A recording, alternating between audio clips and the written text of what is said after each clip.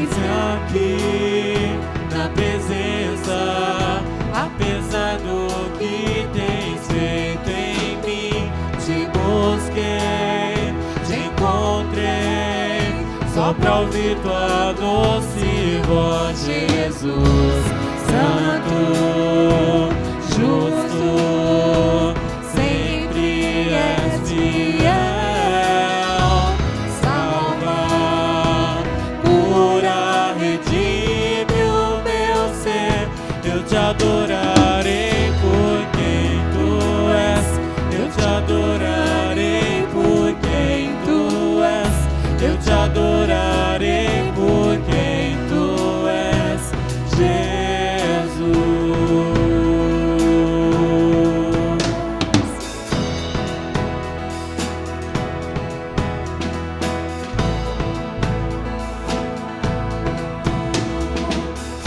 Eis-me aqui na presença, apesar do que tens feito em mim.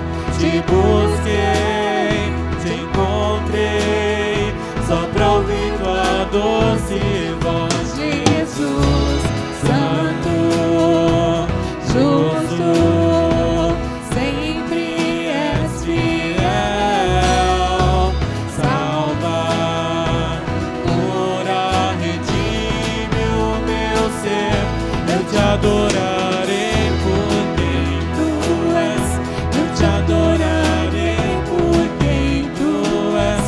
Eu te adorarei por quem tu és, Jesus. Eu te adorarei por quem tu és. Eu te adorarei por quem tu és. Eu te adorarei por quem tu és, Jesus. Seguro estou, confio em ti, sem fim é o teu amor. Seguro estou, confio em ti, sem fim é o teu amor. Seguro estou, confio em ti, sem fim é o teu amor. Eu te adorarei por quem tu és. Eu te adorarei por quem tu és. Eu te adorarei por quem tu és, Jesus. Eu te adorarei por quem tu és. Eu te adorarei por quem tu és. Eu te adorarei por quem tu és, Jesus.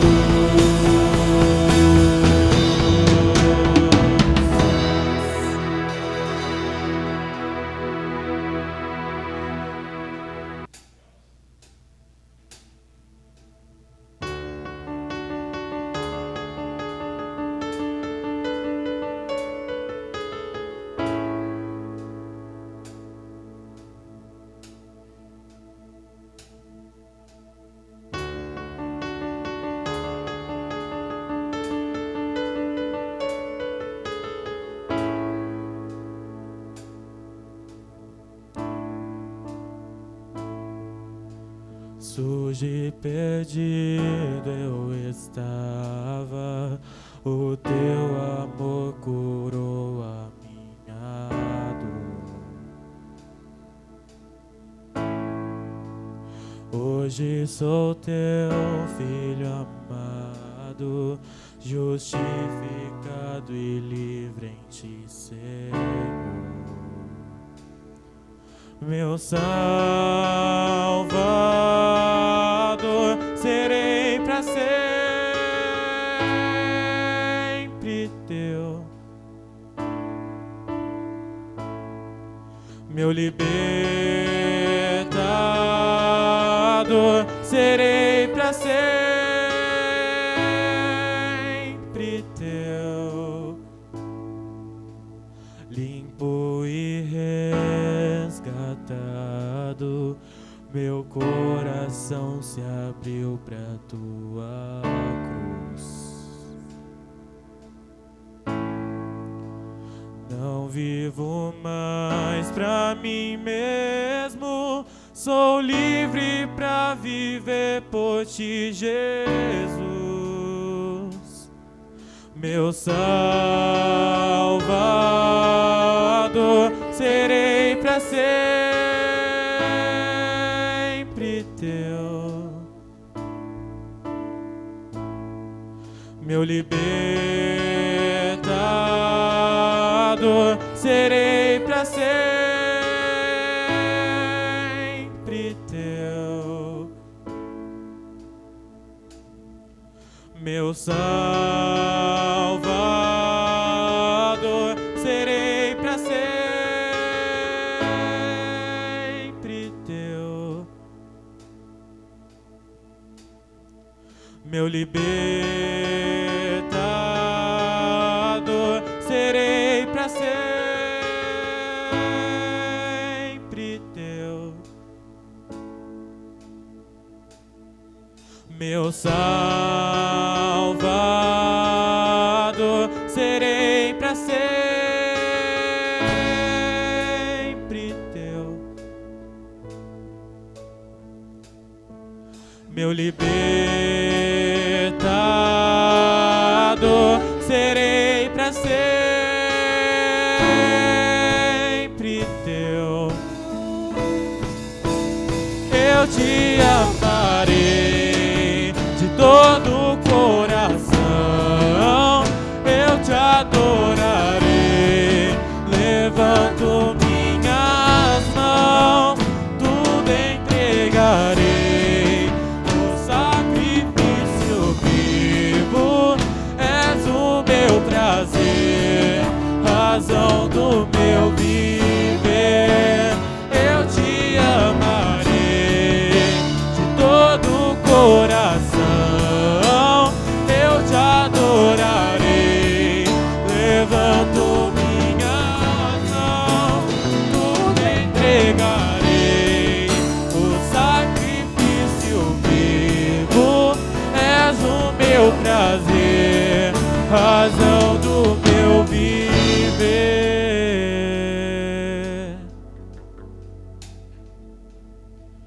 meu Salvador, serei pra sempre teu, meu libertador, serei pra sempre teu, meu Salvador, serei pra sempre teu, meu libertador, serei pra sempre teu,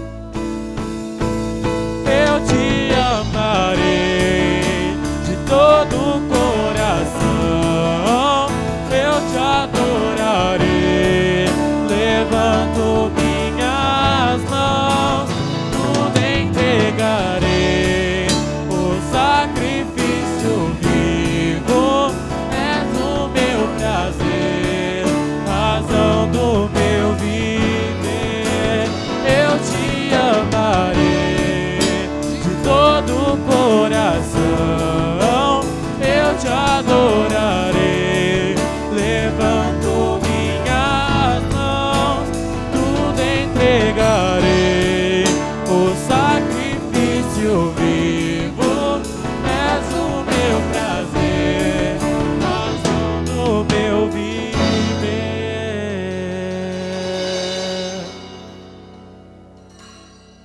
meu Salvador,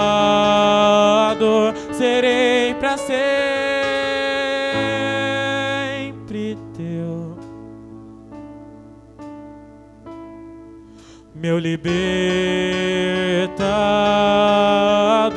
serei para sempre teu.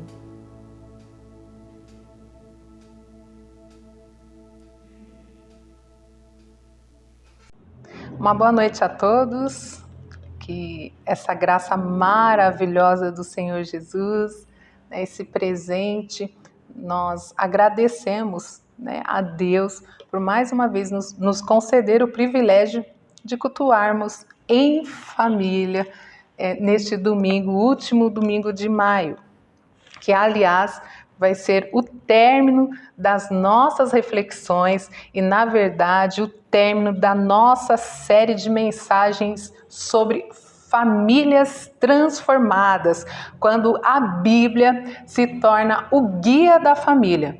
E não podemos deixar de lado, em hipótese alguma, nós vamos refletir hoje à luz da palavra de Deus, que é sobre uma família muito importante do Pai, que é a igreja. Então eu quero convidar você para nós aqui juntos crescemos mais uma vez a respeito dessa importância de sermos igreja, de sermos essa família cristã. E nós vamos começar fazendo a leitura de Efésios, do apóstolo Paulo, a carta aos Efésios, no capítulo 2 e o versículo 19, em nome de Jesus. Vamos lá? Nos diz assim: portanto, vocês, os não-judeus, não são mais estrangeiros ou forasteiros, dependendo da linguagem, e nem visitantes. Agora,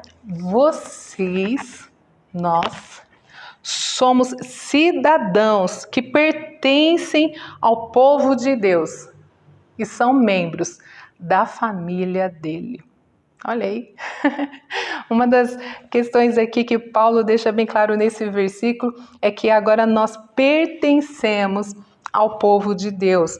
E aí fica esse desafio para nós e essa pergunta sobre esse desafio, que muitas pessoas estão frustradas nessa questão de se sentirem parte do povo de Deus.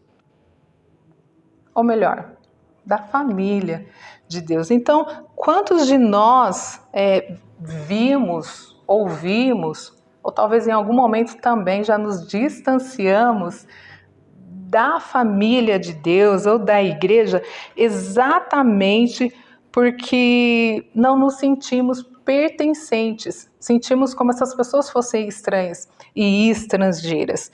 E aí, por que será que as pessoas, por conta da decepção, da frustração, estão se sentindo ou se sentem assim, ou se sentiram assim em algum momento, ou o que mais nós vamos tratar no sentido do presente, do dia de hoje? Elas se sentem assim.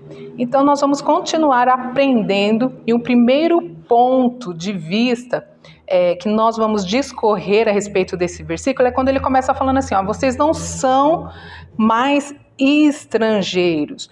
Uma das razões em que eu acabo me sentindo que eu não pertenço, que eu não me sinto bem, enfim, é saber que nesse local eu não me encaixo.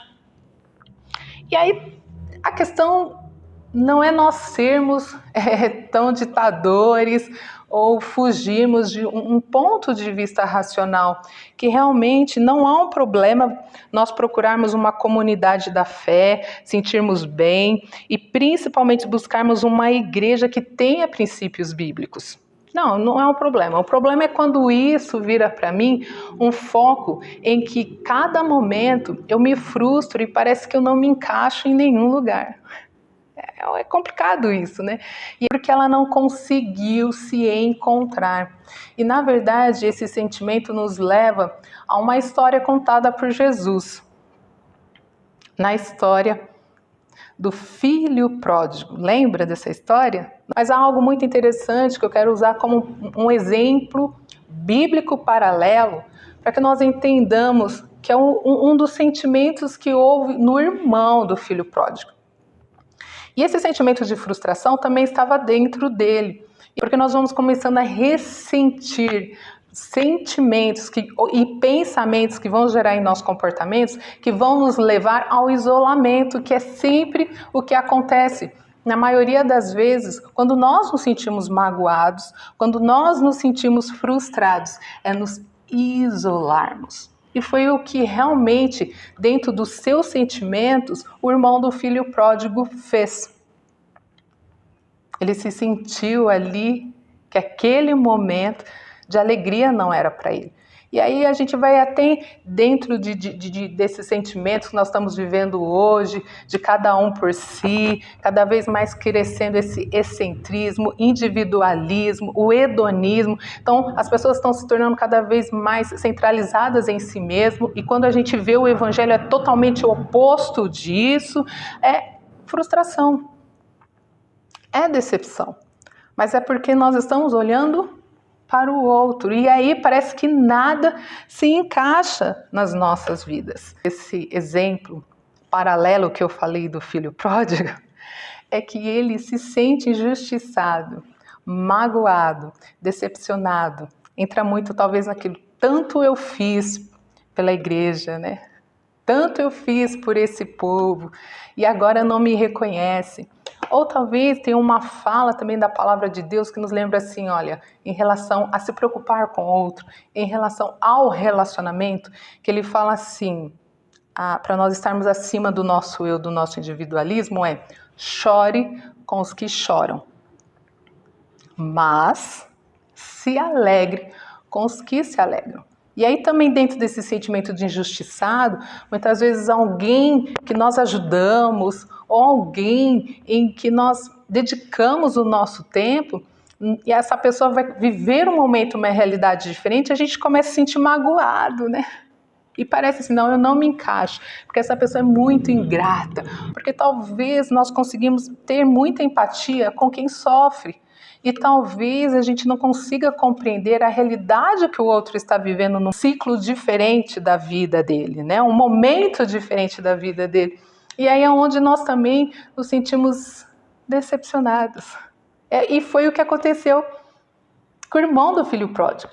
Ele nunca saiu da casa do pai. Na cabeça dele, ele estava sempre ali fazendo o que o pai queria que ele fizesse. E quando o pai age com misericórdia em relação, com amor e graça em relação ao irmão dele, ele se sentiu injustiçado. E na verdade, quando nós nos sentimos assim, muitas vezes nossa revolta não é com o irmão, é com o pai. Né? Porque eu faço e a minha vida não acontece isso. Que é o que fez esse irmão do filho pródigo, se isolar. E aí quando a gente entra nesses sentimentos, nesses ressentimentos e tantas outras justificativas e pensamentos que têm levado a comportamentos, o comportamento logo de cara é se isolar. E como como o irmão do filho pródigo, é ficar fora da festa, é ficar fora do banquete. É romper com a família e é romper com o pai. Mas a graça maravilhosa do Senhor Jesus, há mais de 1000 anos, há milênios, nos ensinou que o Pai, o amor dele é para todos, porque ele sabe que é só nele que nós nos aperfeiçoamos nesse relacionamento. E aí, como ele fez com esse irmão, ele também faz comigo e com você hoje, nos levando a compreender a importância de sermos famílias, porque há um problema muito grande. Quando nós nos isolamos, nós acabamos agindo como o adversário da nossa alma quer. É dar ouvidos à serpente novamente, quer nos tirar do Éden, do paraíso, que é o centro da vontade de Deus. E quando a gente vai para o mundo animal, uma das presas que se tornam mais vulneráveis e fáceis de serem mortas, aniquiladas, são as presas que estão isoladas. E é esse o propósito dele. Mas ainda continuando aqui sobre a carta do apóstolo Paulo aos Efésios, que ele está dizendo sobre essa questão que em Jesus nós podemos nos sentir sim fazendo parte da família, esses sentimentos eles podem ser vencidos em Jesus. O versículo 20 nos diz um princípio muito grande como família. Ele fala assim: vocês são como um edifício e estão construídos sobre o alicerce que os apóstolos e os profetas colocaram. E a pedra fundamental desse edifício é o próprio Cristo.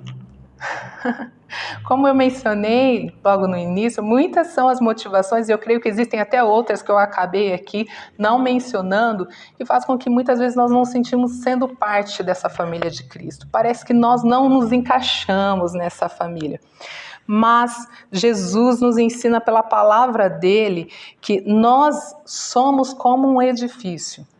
Cada um de vocês é uma pedra, e pedra viva, como ele deixa bem claro aqui. E que a pedra fundamental desse edifício é Jesus.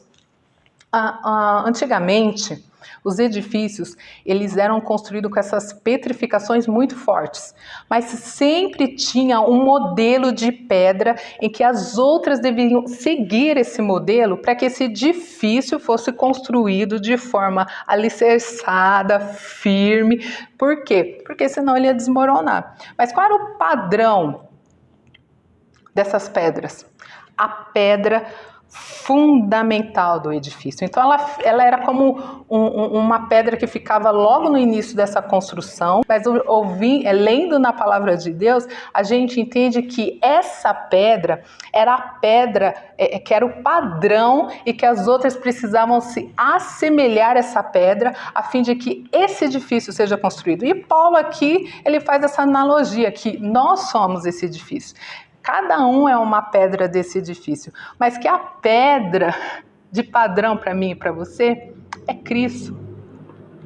Então, quanto mais nós tendo dificuldade de nos encaixarmos um no outro, ou de não nos encontrarmos, ou de não fazermos parte dessa pedra, é porque nós não estamos tendo o padrão da pedra fundamental que é Jesus. É nele, é só Jesus, aquele que une e sustenta a união e a comunhão da família de Cristo. E continuando no versículo 21 e versículo 22, nós vamos vendo aqui o resultado que, quando nós entendemos isso, causa nas nossas vidas. Que está aqui no versículo 21 e no versículo 22. Ele mostra que o resultado dessa unidade é o crescimento espiritual. E nos fala assim a palavra de Deus.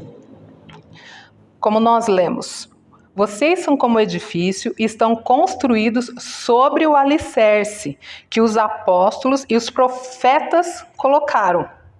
Nós já lemos e continuamos novamente. E a pedra fundamental desse edifício é o próprio Cristo Jesus. E ele, olha só, o padrão, quem mantém é ele, é Cristo. Cristo mantém o edifício todo bem firme e faz com que cresça um templo dedicado ao Senhor. Esse edifício se torna um templo por Pai. E essas pedras constituem esse edifício. E essas pedras, como nós já mencionamos, são você e somos nós. Mas se nós entrarmos nas referências humanas das pessoas, e tivermos o nosso foco nas pessoas, nós vamos deixar de viver esse propósito e deixarmos de sermos templos. Porque talvez nós podemos dizer, e como eu já falei aqui, vou falar outras vezes até o fim dessa reflexão, é que nós podemos até ter motivações de mágoas, mas em Cristo é Ele quem nos firma, é Ele quem nos sara, é Ele quem pagou o alto preço. Talvez nós muitas vezes também já dissemos e pensamos assim, custa muito. Não, mas é muito difícil. É só lembrarmos, não do que a pessoa fez, não do que eu fiz, Eu pensar não do que fizeram para mim, mas eu refletir na história daquele que fez o maior ato para que unidade aconteça, que foi lá no Calvário, o que Jesus fez. O alto preço, tem até uma canção antiga, né, que diz, ele já foi pago para que você e eu nele fôssemos um, para que você se tornasse o meu irmão. E Jesus, olha só, o exemplo dele de Calvário é tão maravilhoso, a entrega do Pai, porque em João 3,16 fala assim, porque Deus amou, começa explicando, ele deu o seu Filho unigênito, para que todo aquele que nele crê não pereça, mas tem a vida eterna. E o versículo deixa bem claro que até então ele era o unigênito. Mas para que nós também nos tornássemos uma família do Pai, o Pai nosso que está no céu, o Filho unigênito morreu e ressuscitou para que ele, sendo o unigênito, deixasse de ser unigênito e se tornasse o primogênito, porque ele conquistou para o Pai milhares e milhares e milhares de filhos e filhas e fez essa família, o nosso irmão Jesus Cristo. Então, nós poderíamos discorrer de vários motivos na Bíblia que nos levam a enxergarmos o Calvário. Todas as nossas motivações morrem na cruz, todos os nossos argumentos morrem na cruz, porque nenhum preço é maior do que ele, do que Jesus pagou. E sabe por quê? Porque há bênção e vida na unidade. Paulo deixa aqui esse resultado da unidade, esse crescimento espiritual, e nós precisamos tomar cuidado. Porque unidade não é uniformidade. Sermos famílias de Deus, fazermos parte, sermos igreja, é união. Não é sermos iguais, uniformidade. É unidade apesar das diferenças. E é isso que nós precisamos entender, e que essas diferenças, elas são totalmente sanadas quando nós nos assemelhamos à pedra fundamental, ao padrão fundamental. E aí a gente continua dizendo o que o próprio Paulo, o apóstolo Paulo, nos ensina no final do versículo 22. E ele mantém o edifício firme e faz com que cresça. Cada pedra mantém esse edifício. Apesar das nossas diferenças, como nós mencionamos aqui, elas todas são trabalhadas e forjadas quando nós estamos nessa unidade, porque não existe esse forjar do nosso caráter, esse trabalhar em nós, não existe esse crescimento, e esse crescimento quer dizer maturidade, sem que nós nos relacionemos. Não existe maturidade sem o outro, não tem como eu crescer espiritualmente sem o outro. Isso só vem a partir do relacionamento com os nossos irmãos. Paulo vai dizer que nós somos também um corpo, né? Ele vai usar outra analogia, que cada um de nós é um membro desse corpo. Todos somos importantes, cada um com o seu dom, cada um com aquilo que Deus deu, e Ele deu para todos, a fim de que sejamos, como diz Paulo, instruídos, ensinados, encorajados e fortalecidos. É a aliança também. Nós ouvimos muito sobre o relacionamento conjugal, mas há uma aliança também. Tem uma canção que fala que Jesus é a aliança entre você e eu. Nós também vivemos um compromisso em Cristo Jesus. E isso só vai acontecer, gente, esse crescimento, essa maturidade, através dessa comunhão, de estarmos juntos, de ajudarmos uns aos outros. E aí, quando eu entendo isso, nas minhas atitudes, é realmente demonstrar que, de fato, eu entendi o que é a igreja, e a família de Cristo. Tem uma passagem bíblica em Filipenses, capítulo 3, e o versículo 20, que traz a conclusão do que nós lemos aqui, que não somos estrangeiros, mas concidadãos dos santos e membros da família de Deus. E aí Paulo fala aos filipenses: a nossa cidadania, porém, está nos céus, de onde esperamos ansiosamente o Salvador, o Senhor Jesus Cristo. A palavra de Deus, quando ela nos fala que nós somos membros do mesmo corpo, onde Ele é a cabeça, fala assim que esse corpo, quando Jesus Cristo voltar, Ele vai se revestir da imortalidade. Ele é mortal. Mas quando Jesus, nós nos deparamos nesse dia maravilhoso, Ele vai se tornar imortal. E Ele fala que esse corpo, ele não é perfeito. Esse corpo está sendo forjado. Esse corpo está sendo trabalhado. Então não desista. Não desista.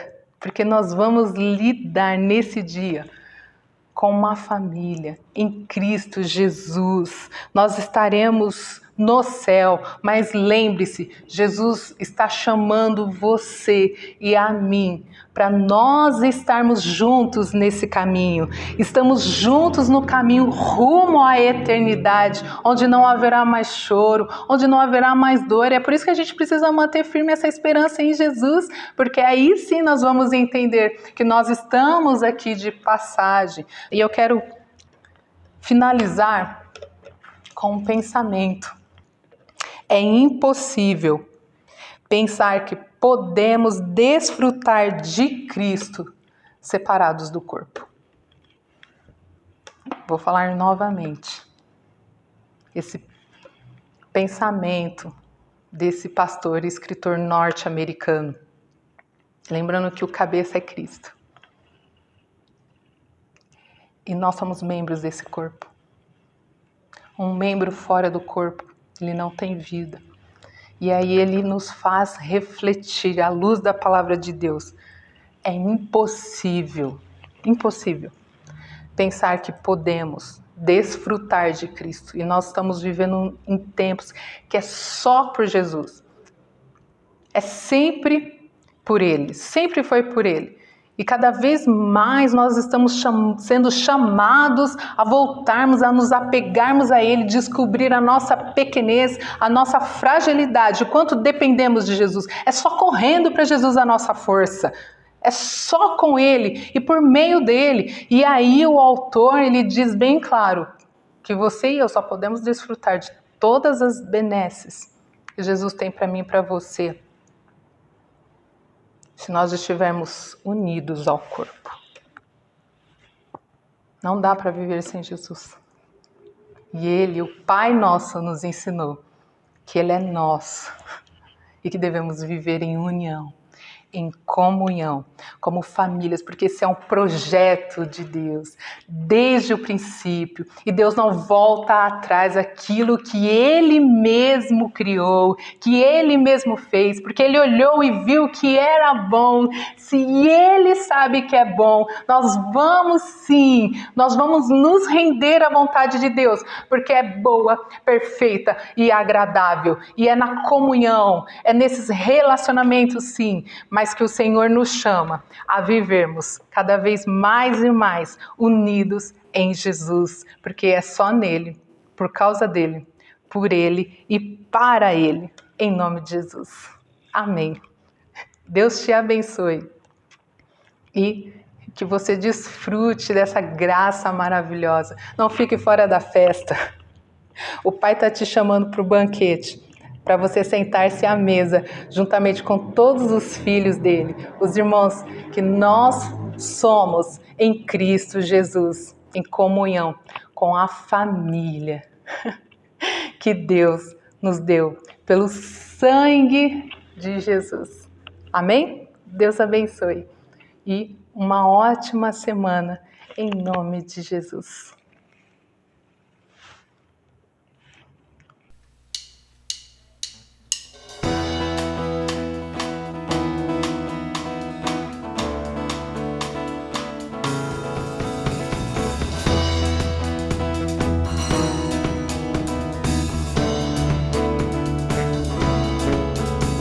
Senhor, tu és bom, tua misericórdia é pra sempre. Senhor, tu és bom, tua misericórdia é pra sempre. Todos os povos te exaltarão, de geração em geração te adorarei. Aleluia, aleluia, te adorarei por tudo que te adorarei. Aleluia, aleluia, te adorarei por tudo que Deus é bom.